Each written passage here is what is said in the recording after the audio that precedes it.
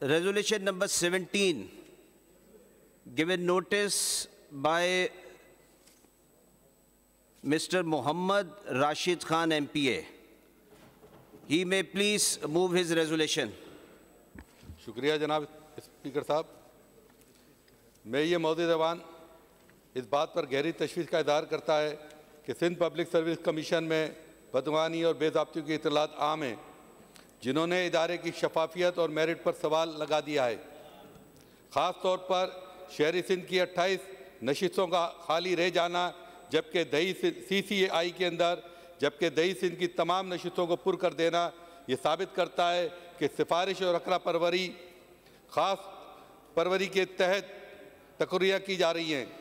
ये अमल न सिर्फ आइनी असूलों की खिलाफ वर्जी है, बल्कि शहरी सिंध के नौजवानों के हक पर डाका डालने के मुतरादिफ है। ऐवान तहकीकात का मुतालबा करता है शफाफियत की बहाली, सिंध पब्लिक सर्विस कमीशन में तकर्रुर का अमल मुकम्मल शफाफियत के साथ किया जाए और तमाम अज़ला के उम्मीदवारों को बराबर हक फराहम किया जाए। तमाम मौजूदा और माजी की भर्तियों की आज़ादाना और गैर जानिबदाराना तहकीकाती कमेटी के ज़रिए छानबीन की जाए।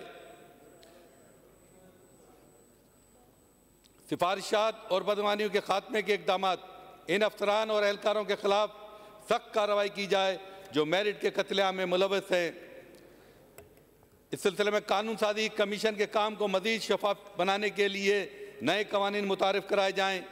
शहरी और दही कोटे का जायज़ा, कोटा सिस्टम की शफाफियत को यकीनी बनाने के लिए इस पर नज़रसानी की जाए और इस बात को यकीनी बनाया जाए कि तमाम शहरियों के साथ मसावी सलूक किया जाए।